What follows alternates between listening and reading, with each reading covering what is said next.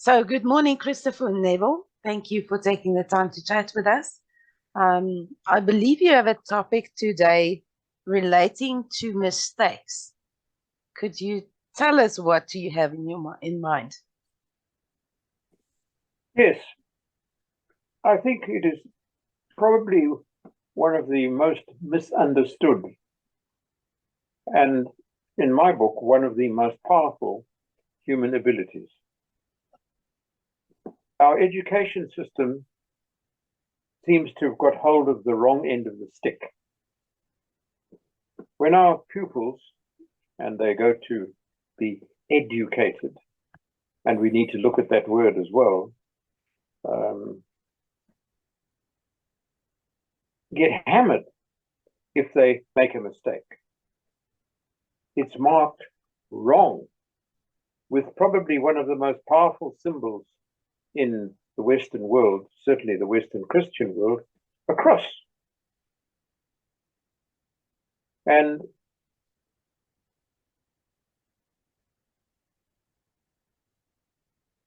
there's two things to this. One is we automatically assume as a result of that, that the teacher, whoever he or she may be, is automatically right because of their status. And it's been well proven over the history of our sojourn on this planet that very often our so-called teachers are wrong, sometimes horribly wrong, and sometimes just mildly so. So it can lead, in my opinion, to a certain amount of confusion in the mind of the scholar. Or not can, will lead to a certain amount of confusion in the mind of the scholar. Let's examine what I'm talking about. There are a few gifts that our Creator, whatever that might mean for you, depending on your belief system, the person in charge of this rather odd game that we are playing here, this game of life, the person who created it, the person who's in charge of it, the person who's monitoring it, whatever your belief system is, it doesn't really matter. That can be a topic for another time, and we're not likely to come to any major conclusions as to what it's about. It's going to be all speculative at any rate. But we're not going to talk about that today.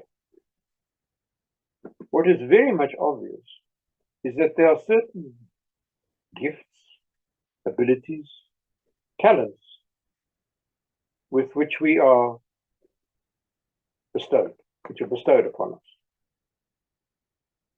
The very first one is the ability to choose, to make a choice between doing this or doing that.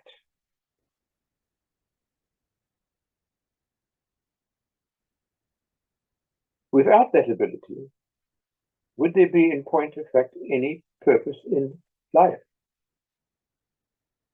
We choose as to whether we're going to turn left or whether we're going to turn right. We choose as to whether we're going to sit up or lie down. We choose as to whether we're going to eat this or eat that. I have an idea that that depth of choice is much deeper than is commonly accepted. I rather like the Platonic model, Plato, the great Greek philosopher, whose work has come down to us in a variety of writings, but the one that I'm particularly fond of is his book called The Republic, where he says that we choose the outline of our life. We're in some place. It doesn't really matter. We can speculate about where that place is, sitting up on a grassy hill, perhaps, with the Creator, if that is part of your belief system. And we sit there, and we sit there, and we sit there, and we sit there.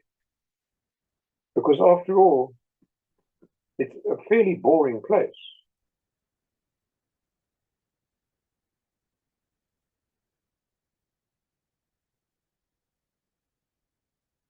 Until one day, for some unknown reason,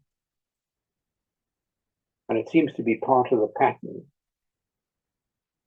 we decide that we must leave there and come down to this earthly life, come back to it. Now, this raises all sorts of questions about reincarnation, about how many times do we do this, and so on and so forth. Well, we can talk about that too sometime, but perhaps not today, because it is in itself a vast and complicated subject. But for me personally, in my personal philosophy, I have no difficulty that when the body dies, and it is part of just about every belief system on the planet, that you don't die. The body dies, and that the soul, the spirit, the ghost goes to some other place and stays there for a while. How long? Again, there are all sorts of theories. Nobody actually knows. But it would seem that we stay there for quite a while. Why? To rest up, to consider the effect of the life that we have just left. Who knows? And it's not really all that relevant as to the why. It must be pretty boring, because if one goes back into the Christian mythology, where we come from the Garden of Eden, quite frankly, I can't imagine any place worse, because it's perfect. There's nothing to do. You just sit. And if you're extremely unlucky, you will not even meet the snake who will tempt you with an apple. Because this is perfection, paradise. How boring, how awful. The place of action, the place of happening, the place of events, what we call good and what we call bad, is here in the physical world. So in my belief system, there comes a time when we decide, and decide is the operative word, to come back down here.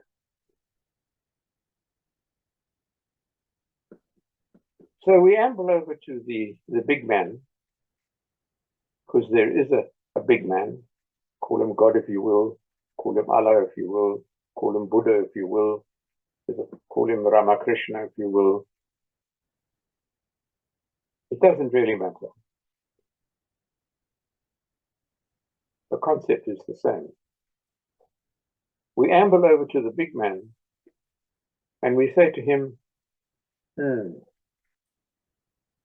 I've spent enough time up here now listening to these angels going hallelujah to the highest, and I would like to go down there again.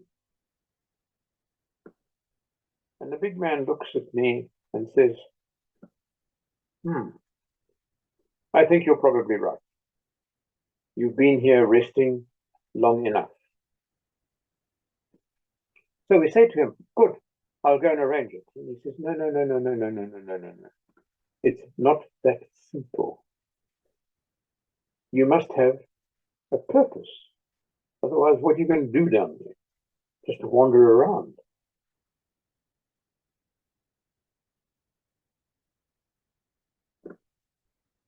our face falls a little bit because we haven't quite thought of that.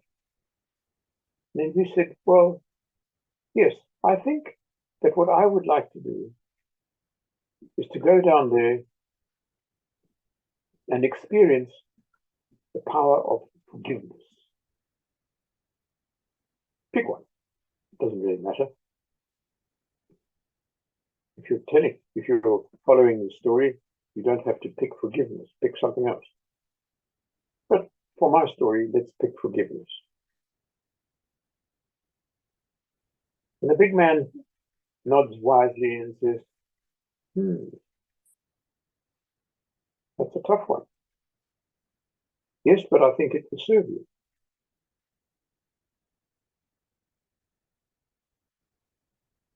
So I say to him, good, I'll go and make the necessary arrangements. And the big man says, no. You're missing a point. If you want to experience the power of forgiveness, then you must have somebody who's going to do something horrible to you. Something that you regard as horrible. My face falls and I think, I never thought of that. And the big man says, no, that's my job. That's what I get paid for. To think of the other side. He says, but never mind. Let's see what we can do. There's usually an answer somewhere if we look hard enough. So he lifts his voice and says to the other assembled little souls that are there, you've been listening to this conversation. Does anybody have anything to say? And a hand goes up at the back. The big man says, yes, come.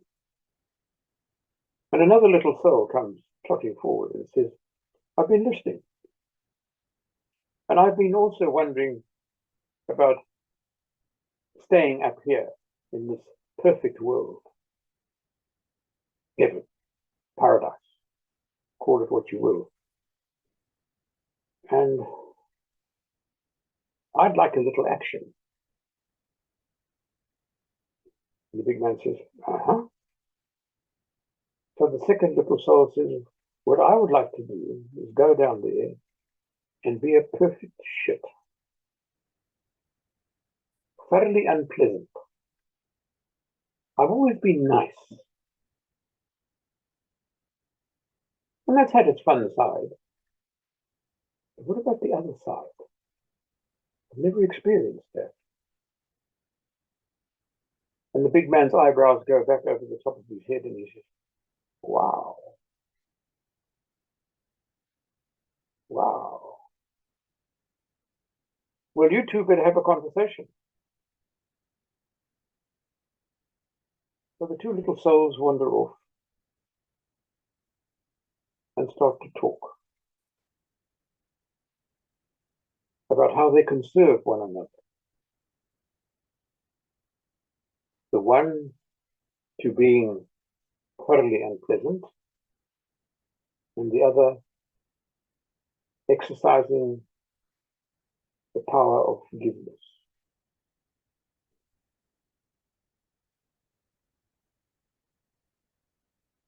And they organize where they are going to be born. They organize that they will meet. And then be of service to one another.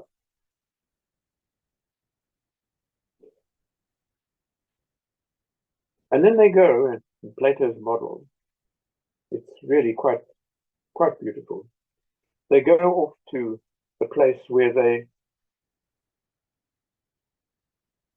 find an appropriate body. There's always one being created. Because somebody is getting busy with somebody else. And the result of that busyness is very often a new body that waits for an occupier.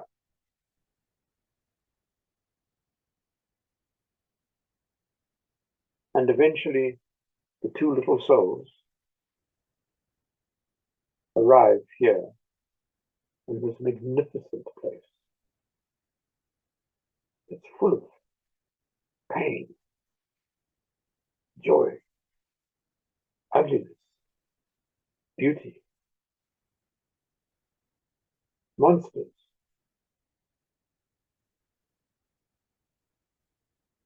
and great gentleness. Really quite extraordinary.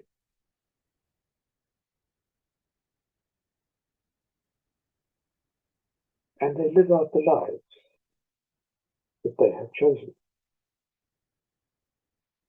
One being a perfect monster, being thoroughly unpleasant, and the other being kind, gentle, forgiving.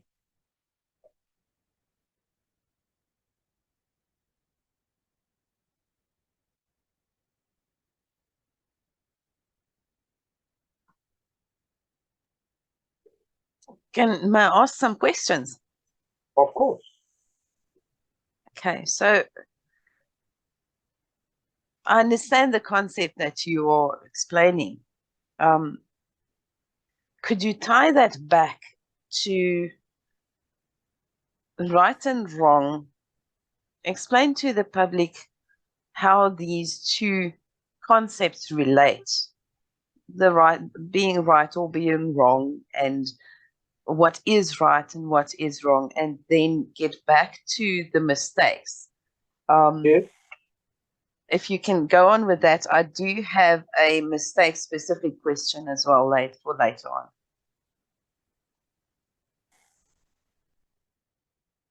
Will either little soul always get it right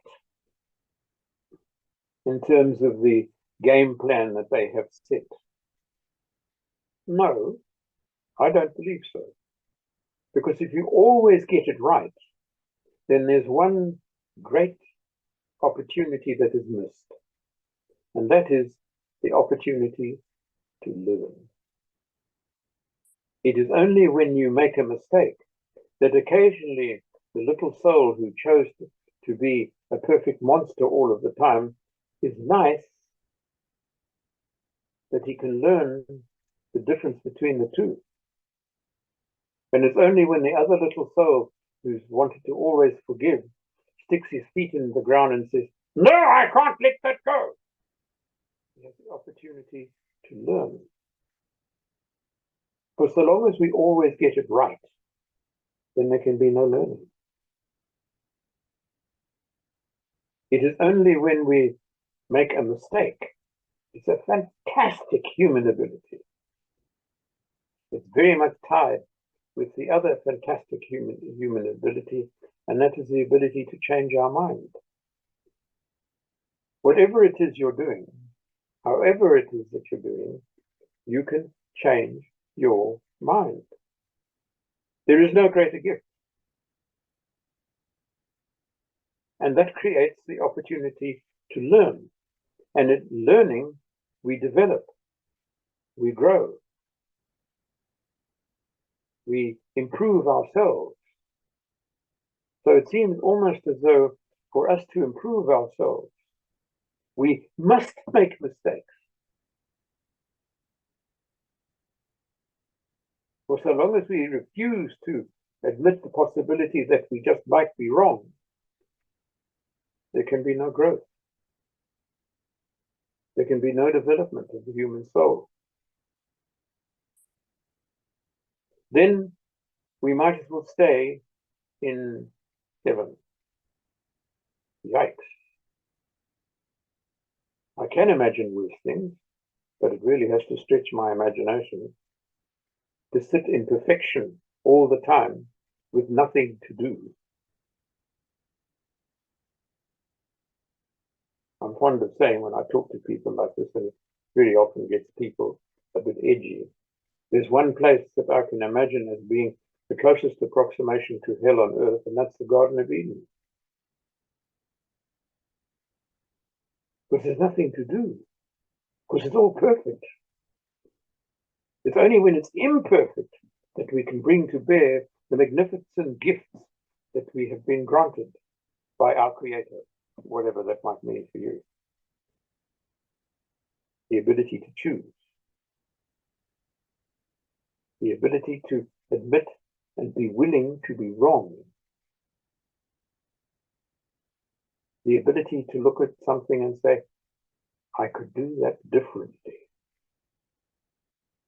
It's that gives life its spark, gives it its joy, gives it its shine.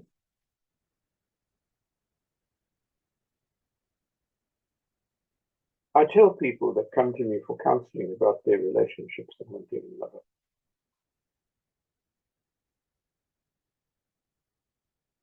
But the one thing the first trick that you must be willing to embrace if you're going to go into a relationship with another person is the willingness to be wrong about whatever it is. Doesn't mean you are wrong. Doesn't mean that you have got it past about face.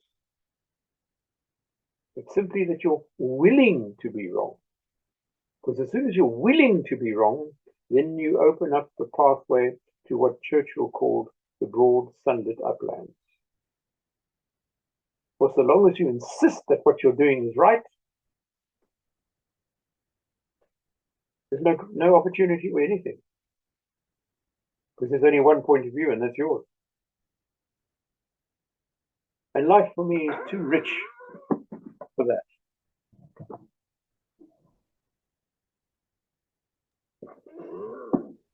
Thank you. How many times? I don't know.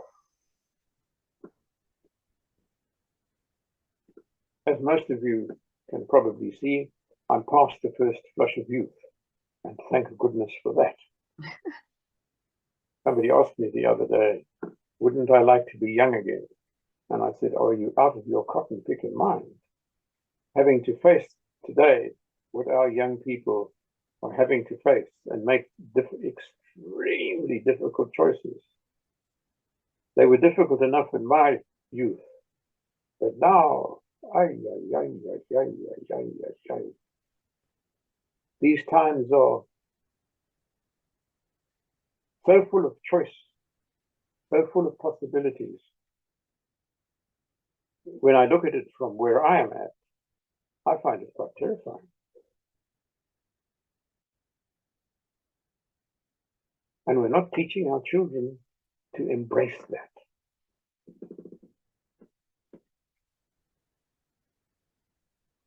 Could we go back to where you said, you know, in schools, children make mistakes and it gets marked with a cross and explained that it's wrong.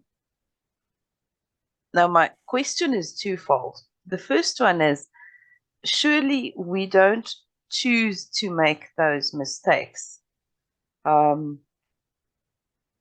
I wanted to touch on that. And my second part is the reason why teachers would say, okay, this answer is not correct, is because they have the objective to teach the child something, right? So they are conveying information to this child. And if obviously the understanding of that, not the understanding, the making sense of that information doesn't comply with the teacher's requirement, for instance, that would be wrong, right? Okay. And from the teacher's point of view, there is only one right. So how do you overcome that difference? Because it seems to be a catch-22 between what is right for the child to learn, and how do you then rather deal with mistakes? For instance, if I say 2 + 2 is 5, clearly that is a mathematical mistake. how would you rather handle those mistakes? And from a practical point of view. I think you've hit the right word from a practical point of view. Because if you're working with a rigid arithmetic situation, for example, arithmetic 2 plus 2, it patently can't equal 5, because 2 units plus 2 units equals 4 units. So the child, there are certain, it would seem, bases, certain basic things that we need to accept. But we must also be willing to be wrong. I mean, for a long time, it was a basic tenet here that the Earth was the center of our little universe, and that the sun used to revolve around the Earth. Until a number of people, actually, at more or less the same time, came up with the idea, now, hold on, that doesn't work.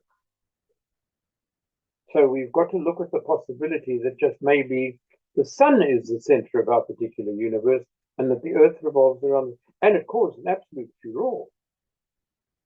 But if we had not been willing to be wrong, now it's difficult to imagine, but perhaps in some place, somewhere, 2 plus 2 does equal 5. Impossible? Oh, No. who knows? Yeah. Who knows?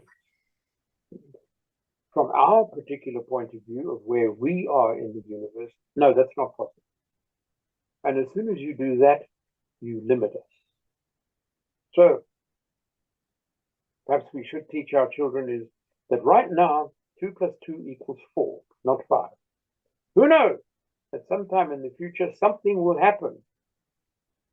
What? I don't know.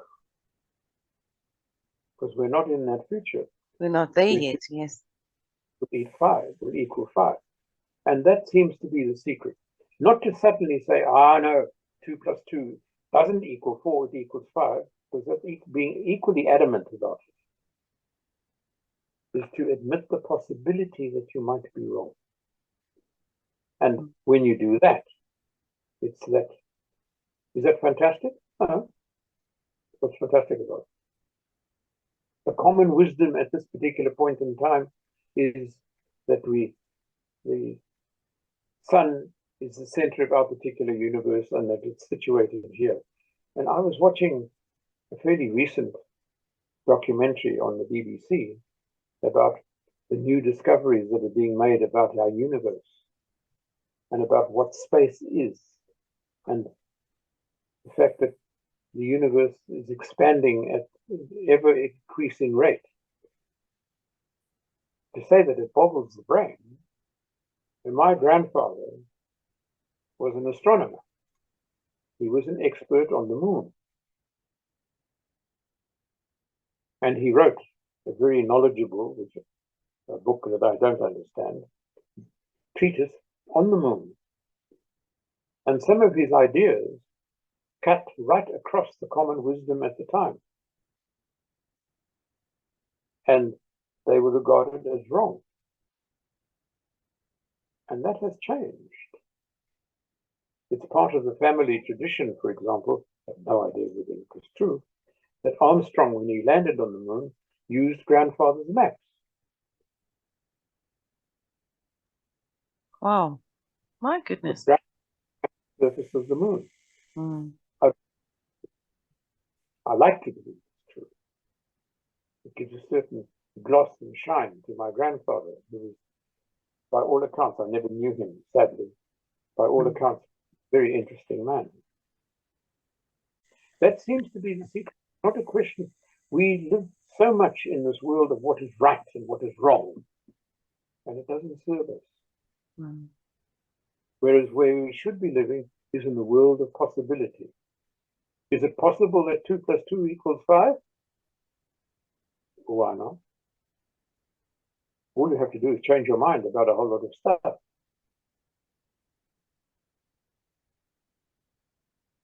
Will it upset a lot of things that we accept as the norm these days? Yes, so. about time we did it. Some upsetting, quite frankly, the way that we are headed. Mm.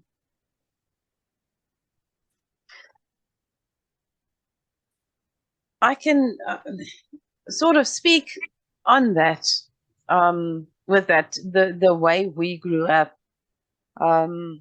In general, people are discouraged from questioning what they're being told, and that is what I feel what you refer to in schools as well.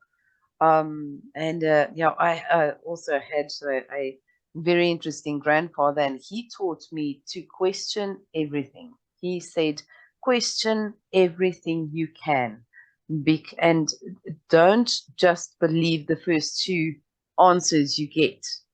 Question until you know that you understand, right? Or know that this works for you.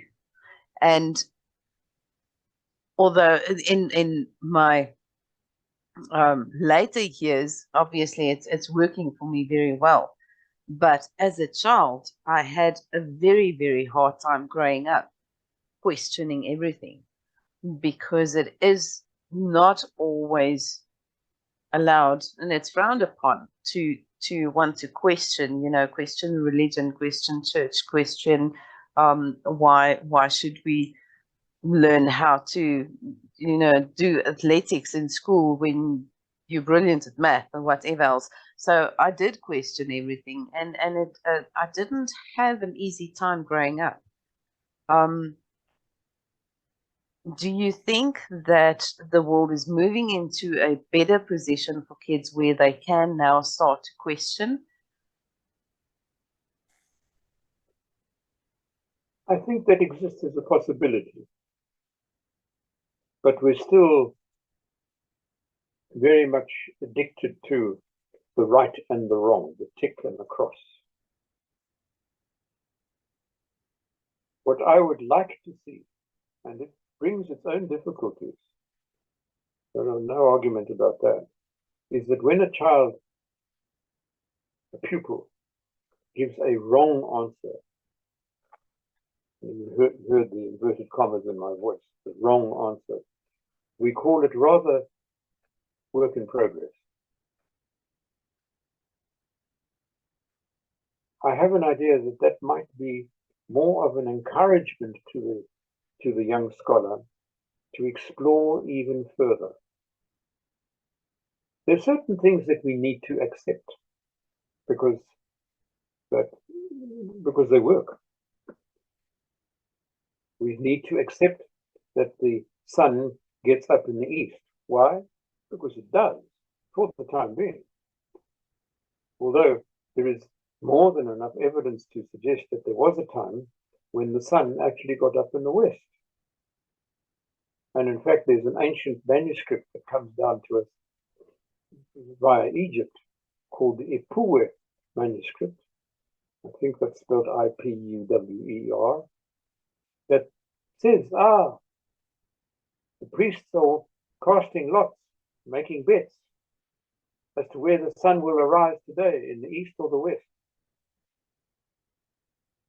Is that true? I don't know. But the Ipuwer manuscript was written, it seems, around about 12,000 years ago. And 12,000 years ago, some very strange things were going on in our solar system. So did the sun from time to time come up in the west? Maybe. But today, the sun comes up in the east. So it's very convenient that we follow that. Being aware always that just maybe you're wrong. I think that willingness to be wrong can add a depth and a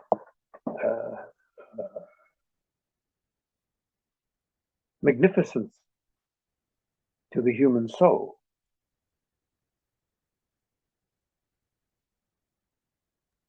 Okay. Whose effect could be quite startling. Yeah. Oh, it's very, very interesting conversation. I think there's a lot more to be said, that we can do Right. next time.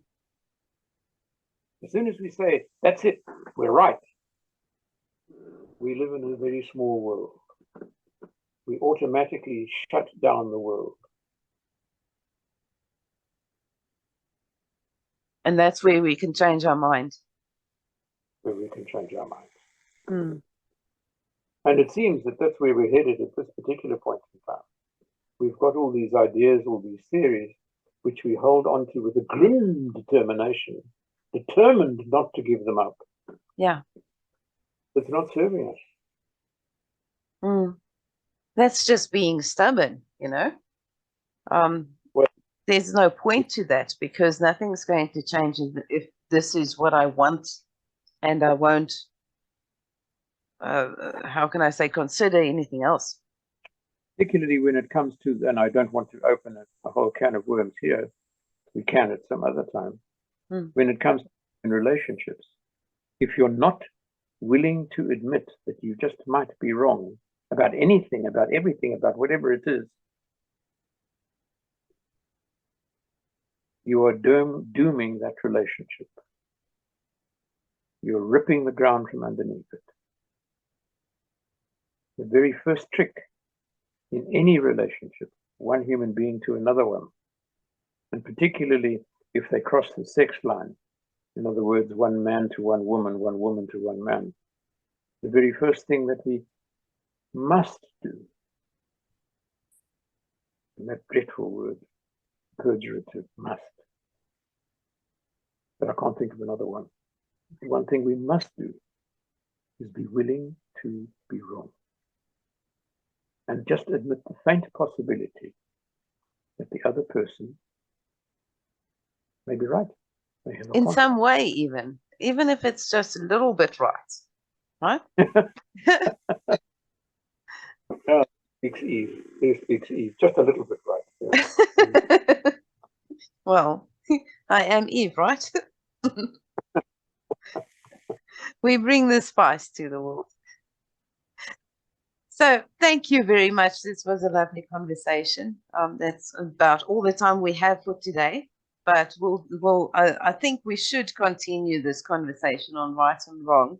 And I do have a little comment about the Garden of Eden being boring. I'm pretty sure, there's play is a lovely thing. You can just play all day, isn't it? It won't be boring. It'll be amazing. But we'll discuss it next time. So thank you, Christopher.